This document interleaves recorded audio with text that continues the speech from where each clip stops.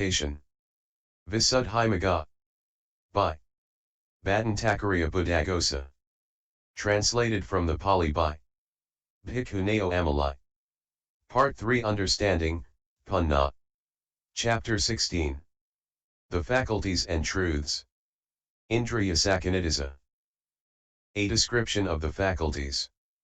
1491 The faculties listed next to the elements, 14.32, are the 22 faculties, namely, eye faculty, ear faculty, nose faculty, tongue faculty, body faculty, mind faculty, femininity faculty, masculinity faculty, life faculty, bodily pleasure faculty, bodily pain faculty, mental joy faculty, mental grief faculty, equanimity faculty, faith faculty, energy faculty, mindfulness faculty, concentration faculty, understanding faculty, I shall come to know the unknown faculty, final knowledge faculty, final knower faculty. 2. Herein. L. As to meaning, 2. Character and so on. 3. Order, 4. Divided and undivided. 5. Likewise function, and 6. Also plain, the exposition should be known. 3.1. Herein, firstly, the meaning of I, etc., is explained in the way beginning, it relishes, cakkhati, thus it is an I, cakkhu, 15.3. But as regards the last three, the first is called the I shall come to know the unknown faculty because it arises in the initial stage of the stream entry path moment in one who has entered on the way. Thus I shall come to know the deathless state, or the Dhamma of the Four Noble Truths, not known, one, and because it carries the meaning of faculty, rulership. The second of them is called the final knowledge faculty because of knowing finally, and because it carries the meaning of faculty. The third is called the final knower faculty because it arises in one who has destroyed cankers, who possesses final knowledge, and whose task of getting to know the four truths is finished, and because it carries the meaning of faculty. 4. But what is this meaning of faculty, rulership, indriyatva, that they have? A. The meaning of being the mark of a ruler, inda, is the meaning of faculty, rulership. B. The meaning of being taught by a ruler is the meaning of faculty. C. The meaning of being seen by a ruler is the meaning of faculty. D. The meaning of having been prepared by a ruler is the meaning of faculty. E. The meaning of having been fostered by a ruler is the meaning of faculty. Point 2. And all that applies here in one instance or another. 5. The Blessed One, fully enlightened, is a ruler, inda, because of supreme lordship. And so is kamma, profitable and unprofitable, for no one has lordship over the kinds of kamma. So here, the faculties, indriya, 492 which are created by kamma, are the mark of profitable and unprofitable kamma. And since they are prepared by it, they are faculties in the sense of, a, being the mark of a ruler, and, d, in the sense of having been prepared by a ruler. But since they have also been correctly made evident and disclosed by the Blessed One, they are all faculties. B. In the sense of being taught by a ruler, and C. In the sense of being seen by a ruler. And since some of them were cultivated by the Blessed One, ruler of sages, in his cultivation of domain and some in his cultivation of development, they are faculties. E. In the sense of being fostered by a ruler. 6. Furthermore, they are faculties, rulership, in the sense of lordship called predominance. For predominance of the I, etc., is implied in the occurrence of I consciousness, etc., because of the consciousness, keenness when that faculty is keen and slowness when it is slow. This, firstly, is the exposition as to meaning. 7.2. As to character and so on, the meaning is that the exposition of the I and so on should be known according to characteristic, function, manifestation, proximate cause, and so on. But these characteristics, etc., of theirs are given above in the description of the aggregates, 14.37 ff. For the four beginning with the understanding faculty are simply non-delusion as to meaning. The rest are each given there as such. 8.3. As to order, this too is only order of teaching, see 14.211. Herein, the noble plane which is the stage of stream entry, etc. is attained through the full understanding of internal states, and so the I faculty and the rest included in the selfhood are taught first. Then the femininity faculty and masculinity faculty, to show on what account that selfhood is called woman or man. Next, the life faculty, to make it known that although that selfhood is twofold, still its existence is bound up with the life faculty. Next the bodily pleasure faculty, etc., to make it known that there is no remission of these feelings as long as that selfhood continues, and that all feeling is ultimately suffering. Next, the faith faculty, etc., to show the way, since these things are to be developed in order to make that suffering cease.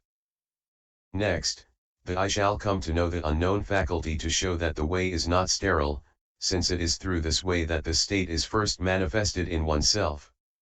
Next, the final knowledge faculty, because it is the fruit of the last mentioned faculty and so must be developed after it. Next, the final knower faculty, the supreme reward, is taught last to make it known that it is attained by development, and that when it is attained there is nothing more to be done. This is the order here. 493. 9.4. As to divided and undivided, here there is only division of the life faculty, for that is twofold as the material life faculty and the immaterial life faculty. There is no division of the others. This is how the exposition should be known here as to divided and undivided. 10.5. As to function, what is the faculty's function? Firstly, because of the words the I base is a condition, as faculty condition, for the I consciousness element and for the states associated therewith, Pa 1.5, the I faculties. Function is to cause by its own keenness, slowness, etc., the occurrence of I consciousness and associated states, etc., in a mode parallel to its own three which is called their keenness, slowness, etc., this function being accomplishable through the state of faculty condition. So too in the case of the ear, nose, tongue, and body. But the function of the mind faculty is to make connascent states subject to its own mastery. That of the life faculty is to maintain connascent states.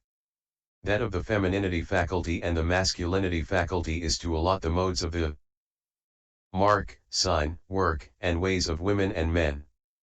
That of the faculties of pleasure, pain, joy, and grief is to govern connascent states and impart their own particular mode of grossness to those states. That of the equanimity faculty is to impart to them the mode of quiet, superiority and neutrality. That of the faculties of faith, etc., is to overcome opposition and to impart to associated states the mode of confidence and so on.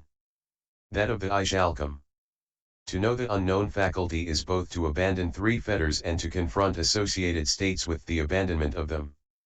That of the final knowledge faculty is both to attenuate and abandon respectively lust, ill will, etc., and to subject connascent states to its own mastery. That of the final knower faculty is both to abandon endeavor in all functions and to condition associated states by confronting them with the deathless. This is how the exposition should be known here as to function. 11.6. As to plane, the faculties of eye, ear, nose, tongue, body, femininity, masculinity, pleasure, pain, and grief are of the sense sphere only. The mind faculty, life faculty, and equanimity faculty, and the faculties of faith, energy, mindfulness, concentration, and understanding are included in the four planes. The joy faculty is included in three planes, namely, sense sphere, fine material sphere, and supramundane. The last three are supramundane only. This is how the exposition should be known here as to plane. The monk who knows the urgent need to keep the faculties restrained by fully understanding them will make an end of suffering. 12. This is the section of the detailed explanation dealing with the faculties. B. Description of the truths. 13,494 The truths next to that, 14.32, are the Four Noble Truths, that is to say, the noble truth of suffering, the noble truth of the origin of suffering, the noble truth of the cessation of suffering, the noble truth of the way leading to the cessation of suffering. 14 Herein. 1. As to class, and 2. Derivation. 3. Division by character, etc. 4. As to meaning, 5. Tracing out meaning, and likewise, 6. Neither less nor more. 7. As to order, 8. As to expounding birth and so on, 9. Knowledge's function. 10. As to division of the content. 11. As to a simile, and 12. Tetrad. 13. As to void, 14. Single-fold and so on. 15. Similar and dissimilar. Thus should be known the exposition by those who know the teaching's order. 15.1. Herein, as to class, the meanings of the truths of suffering, etc., are analyzed as four in each case that are real, not unreal, not otherwise, SV 435, and must be penetrated by those penetrating suffering, etc., according as it is said, suffering's meaning of oppressing, meaning of being formed, meaning of burning, meaning of changing, these are suffering's four meanings of suffering, which are real, not unreal, not otherwise. Origin's meaning of accumulating, meaning of source, meaning of bondage, meaning of impeding. Cessation's meaning of escape, meaning of seclusion, meaning of being unformed, meaning of deathlessness. The path's meaning of outlet, meaning of cause, meaning of seeing, meaning of predominance, these are the path's meanings of path, which are real, not unreal, not otherwise, Payas 2 104, cf Payas I 19. Likewise, suffering's meaning of oppressing, meaning of being formed, meaning of burning, meaning of change, are its meaning of penetration to, cf Payas I 118, and so on. So suffering, etc., should be understood according to the four meanings analyzed in each case. 16.2. As to derivation, 3. Division by character, etc., here, however, firstly as to derivation of the word dukkha, suffering the word du, bad, is met with in the sense of vile, kuchita, for they call a vile child a dupata, bad child. The word kam, ness, however is met with in the sense of empty, tucha, for they call empty space kam. And the first truth is vile because it is the haunt of many dangers, and it is empty because it is devoid of the lastingness, beauty, pleasure, and self conceived by rash people. So it is called dukkha, badness. Equals suffering, pain, because of vileness and emptiness. 495. 17 Samudaya, origin the word sam, equals prefix kan, denotes connection, as in the word samagama, concourse, coming together, samita, congregated, gone together, and so on. The word u denotes rising up, as in the words uppana, arisen, uprisen, udita, ascended, gone up, and so on. The word ayafor denotes a reason, karo. And this second truth is the reason for the arising of suffering when combined with the remaining conditions. So it is called dukkha samudaya, the origin of suffering, because it is the reason in combination for the arising of suffering. 18 Nara, cessation. The word ni denotes absence, and the word radha, a prison. 5 Now, the third truth is void of all destinies by rebirth, and so there is no constraint, radha, of suffering here reckoned as the prison of the round of rebirths, or when that cessation has been arrived at, there is no more constraint of suffering reckoned as the prison of the round of rebirths. And being the opposite of that prison, it is called dukkhanara, cessation of suffering. Or alternatively, it is called cessation of suffering because it is a condition for the cessation of suffering consisting in non-arising. 19 Naragamini Pipata, way leading to cessation, because the fourth truth leads, to the cessation of suffering, since it confronts that cessation as its object, and being the way to attain cessation of suffering, it is called dukkha nirodha. Gamini pipada, the way leading to the cessation of suffering. 20. They are called noble truths because the noble ones, the Buddhas, etc., penetrate them, according as it is said, bhikkhus, there are these four noble truths. What four? These, bhikkhus, are the four noble truths, SV 425. The noble ones penetrate them, therefore they are called noble truths. 21. Besides, the noble truths are the noble ones' truths, according as it is said, bhikkhus, in the world with its deities, its maras and its brahmas, in this generation with its ascetics and brahmans, with its princes and men, the perfect one is the noble one. That is why they are called noble truths, SV 435. Or alternatively, they are called noble truths because of the nobleness implied by their discovery, according as it is said, bhikkhus, it is owing to the correct discovery of these four noble truths that the perfect one is called accomplished, fully enlightened, SV 433. 22. Besides, the noble truths are the truths that are noble. To be noble is to be not unreal, the meaning is, not deceptive, according as it is said, bhikkhus, these four noble truths are real, not unreal, not otherwise. That is why they are called noble truths, SV 435. This is how the exposition should be known here as to derivation. 23.3. How as to division by character, etc.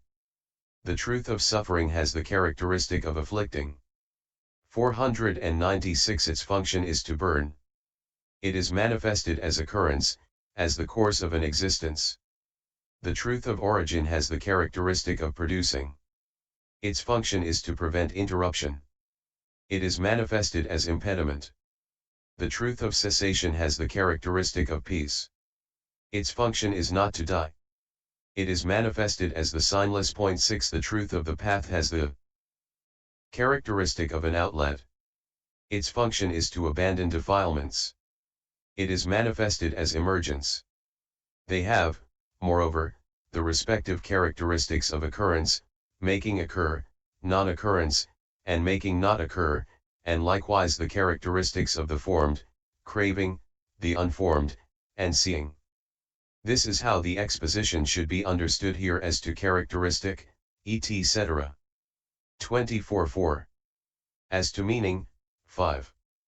Tracing out the meaning, as to meaning. Firstly, what is the meaning of truth, cakkhati? It is that which, for those who examine it with the eye of understanding, is not misleading like an illusion, deceptive like a mirage, or undiscoverable like the self of the sectarians, but is rather the domain of noble knowledge as the real unmisleading actual state with its aspects of affliction, production, quiet, and outlet.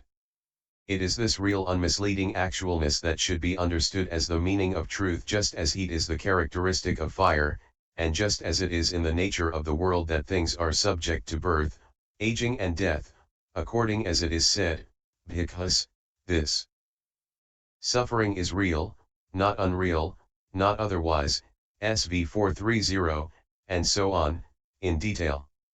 25. Furthermore, there is no pain but is affliction. And naught that is not pain afflicts. This certainty that it afflicts is what is reckoned here as truth.